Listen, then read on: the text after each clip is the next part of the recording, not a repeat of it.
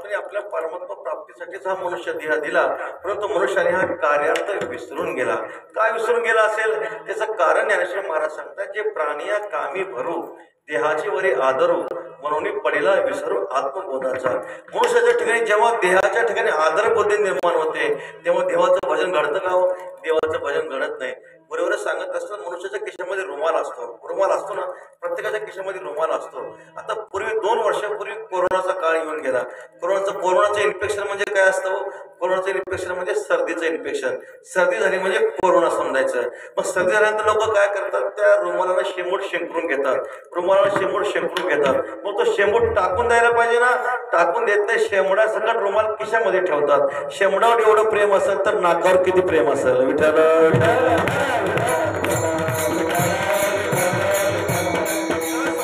मनुष्याने परमात्म्याने ज्या कार्यासाठी आपल्याला पाठवले तो कार्यार्थ मनुष्य विसरला आणि देवधर्म सांधी पडले सकाळ विषयी मनुष्य या अमुख्य कर्तव्यामध्ये गौण कर्तव्यामध्ये मनुष्य अडकला. मनुष्य मुख्य कर्तव्य विसरला आणि गौण कर्तव्यामध्ये मनुष्य अडकला आणि संसाराच्या रहाट गाडग्यामध्ये मनुष्य काय झाला, गेला. संत महात्मे सांगतात, बाबा मनुष्य जन्माचे इति कर्तव्य जर कशामध्ये असेल तर परमात्मा प्राप्तीमध्ये आहे.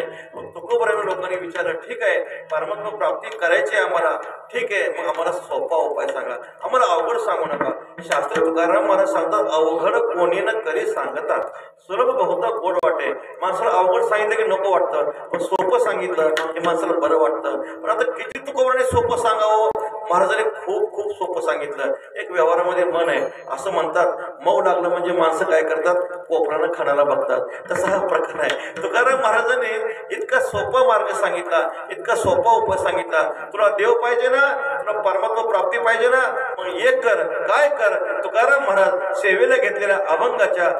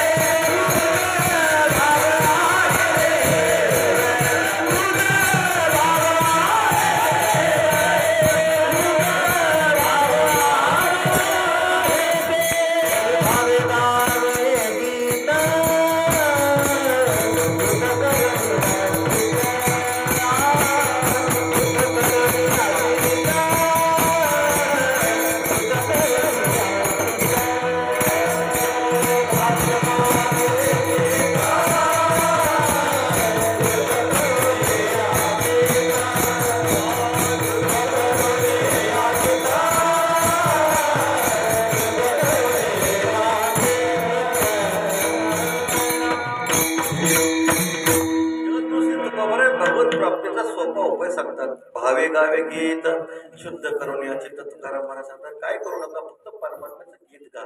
आता श्रोत्याने शंका घेतली महाराज तुम्ही गीत गायला सांगताय पण आम्हाला स्वराचं ज्ञान नाही तालाचं ज्ञान नाही आम्ही गीत कसं काय गायचं. त्यास तुकाराम महाराज म्हणतात अरे नसू दे तुला स्वराचं ज्ञान नसू दे तुला तालाचं ज्ञान नसू दे नये जरी तुझं मधुर उत्तर तिथला सुस्वर नाही देवे नाही तया विन भुकेला विठ्ठल येईल तैसा बोल रामकृष्ण. नसू दे तुला स्वराचं ज्ञान नसू दे पिठीचं ज्ञान नसू दे कशाचंही ज्ञान नसू दे भगवान परमात्मा काही ताला स्वराचा भुकेलेला नाही.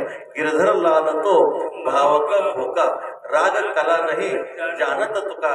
तुकाराम महाराज सांगतात परमात्मा हा काय राग कलेचा भुकेलेला नाही तर काय परमात्मा भक्तीचा भुकेलेला आहे भावाचा भुकेलेला आहे. मग तू काय कर तुला जरी ताल नसला स्वर नसला तरी काय कर येईल तैसा बोल रामकृष्ण. जसं येईल तसं काय कर रामकृष्ण रामकृष्ण असं म्हणत जा. त्यावेळेस श्रोत्याने शंका घेतली महाराज तुम्ही सांगताय श्रीकृष्ण परमात्मा गोपाळाने काय केलं गोपाळाने भजन केलं पण गोपाळानं काय ताल स्वराचं ज्ञान होतं का हो. गोपाळाला ताल स्वराचं ज्ञान नव्हतं त्यांनी भजन केलं कशावर भजन केलं दगडाचे टाळ कोण त्याचा नाद गीती गाता छंद ताल नाही. त्यांना गीती गाताना छंद नव्हता ताल नव्हता दगडाचे टाळ करून त्यांनी भजन केलं विठ्ठल विठ्ठल.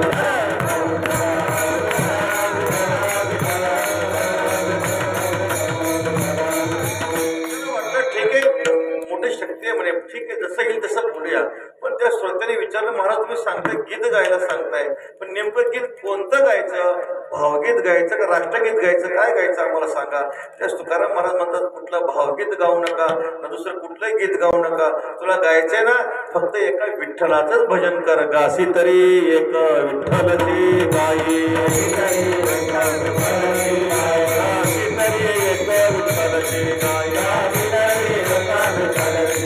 नाही तरी काय राहे उगा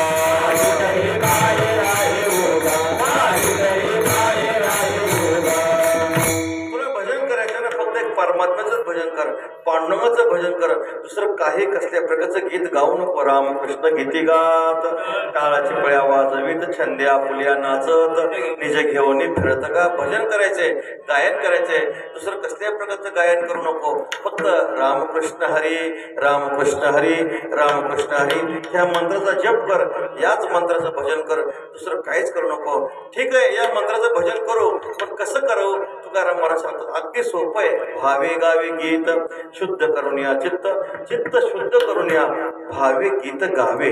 अंतकरण शुद्धीपूर्वक काय केलं पाहिजे परमात्म्याचं शुद्ध अंतकरणाने भजन केलं पाहिजे. परमार्थामध्ये भाव अत्यंत महत्वाचा आहे अंतकरणाची शुद्धी अत्यंत महत्वाची आहे.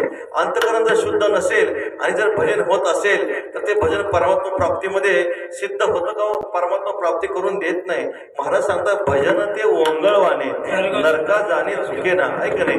ओंगळवानं भजन परमात्माला आवडत नसतं म्हणून भजन करत असताना कसं करा करुणिया शुद्ध मन नारायण स्मरावा. शुद्ध अंतकरण पूर्वकच काय करा परमात्म्याचं नामचिंतन करा.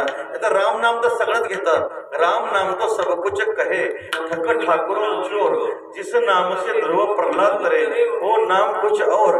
सगळेजण राम राम म्हणतात हा चोरी चोर सुद्धा चोरी करताना हर हर महादेव म्हणतो तो काय वारकरी झाला का मग तो वारकरी होत नसतो. म्हणून महाराज सांगतात सगळेच राम राम म्हणतात पण ज्या नामाने ध्रुव प्रल्हाद यांचा उद्धार झाला ते काय नाव वेगळंच आहे ते नाव वेगळं नाही फक्त कसं घ्यायचं अंतकरण शुद्धीपूर्वक घ्यायचंय. म्हणून अंतकरण जर शुद्ध नसेल तर बाहेरलं जे कर्म आहे ते सगळे विटंबना आहे.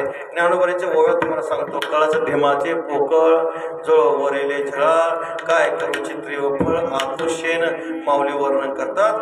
कळच ढेमाचे पोकळ आहे किंवा मृत जैसा शृंगारीला गाढव कीर्ती लहानीला कटू दुधिया मानीला मुखे. महाराज सांगतात ओस गृहे तोरण बांधले उपवासी अन्य लिंपिले कुंकुम सेंदूर केले कांतहीने. एखादा मेलेला मनुष्य आहे त्याला शृंगार केला काय अर्थ आहे का त्याला काहीच अर्थ राहत नसतो. महाराज गाढव गंगेमध्ये स्नान घातलं गाढवाला काय अर्थ आहे का. तुकाराम महाराज म्हणतात गाढव गंगेशी न्हाणीले जाऊन उकरड्यावरील डोळे. गाढवाला गंगेची गोदावरीचं स्नान घातलं परत ते गाढव काय करतं उकरड्यावर जाऊन डोळत असतं त्याला काय फरक पडतो का त्याला काहीच फरक पडत नाही. काय झालं मूर्ख बादशाह आहे आपल्याला माहिती आहे तो मूर्ख बादशाह बिरबलाला म्हणतो बिरबला आम्हाला काय करा आम्ही बंबन बनावं म्हणतो. कोण म्हणतो मूर्ख बादशाह बिरबलाला म्हणतो आम्हाला ब्राह्मण बनवा. आता मुसलमानाचा कधी ब्राह्मण होत असतो का? होत नसतो. आता बिरबल म्हणतो या मूर्खाच्या नादी कुठं लागावं. मग एकादशी दिवशी बिरबल एक गाढव घेतो, गंगेवर जातो, पतंजलीचे 2-4 साबण घेतो, ते साबण घेऊन गोदावरीवर जाऊन गंगेवर जाऊन त्या गाढवाला स्नान घालतो. आता किती साबण लावलं काय फरक पडणार आहे का? खूप साबण लावलं. तो बादशाह येतो, मूर्ख बादशाह येतो, बिरबलला म्हणतो क्या कर रहे हो. तेव्हा बिरबल म्हणतात साहब यहाँ गंगा नहाने से गधे का घोडा बना रहा हूं. कोण म्हणतं? बिरबल म्हणतं. त्यास तो मूर्ख बादशाह म्हणतो अरे बिरबला, गंगेच्या स्नानानं कधी गाढवाचं घोडं बनतं का? त्यावेळेस बिरबल त्या मूर्ख बादशाला म्हणतो तसं एकादशी दिवशी गंगेच्या स्नानानं मुसलमान कधी ब्राह्मण होतो का? विठ्ठल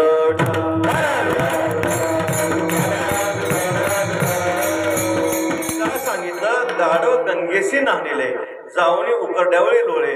गाढवाला गंगेची आंघोळ घातली, परत ते उकरड्यावर जाऊन लोळणारच आहे. महाराज वर्णन करतात ओस गृहीत तोरण बांधले. सुंदर घर आहे, 3 मजली इमारत आहे महाराज, सुंदर रंगोटी चांगली केलेली आहे, तोरण बांधलेले. फक्त एवढ्याच त्या घरात राहिलाच कोणी नाही. काय अर्थ आहे का? काय अर्थ नाही. काय झालं? दशमीलाही काय योग आला नाही जेवणाचा, एकादशी निराहार झाली, द्वादशी सोडण्याचा प्रसंग नाही आला. शेवटी कार्याच्या दिवशी कसल्या पंक्तीला बसल्यानंतर पंक्तीच्या मालकाने मोठ्यावर थांबा म्हणे. पंगत झाले की दुसऱ्या पंक्तीला बसवतो. जिलबीची पंगत होती. मग पंक्तीच्या मालकाने काय केलं? जो 7 दिवसाचा उपवास होता ते परत जिलबी घेतली, त्याच्या पोटाला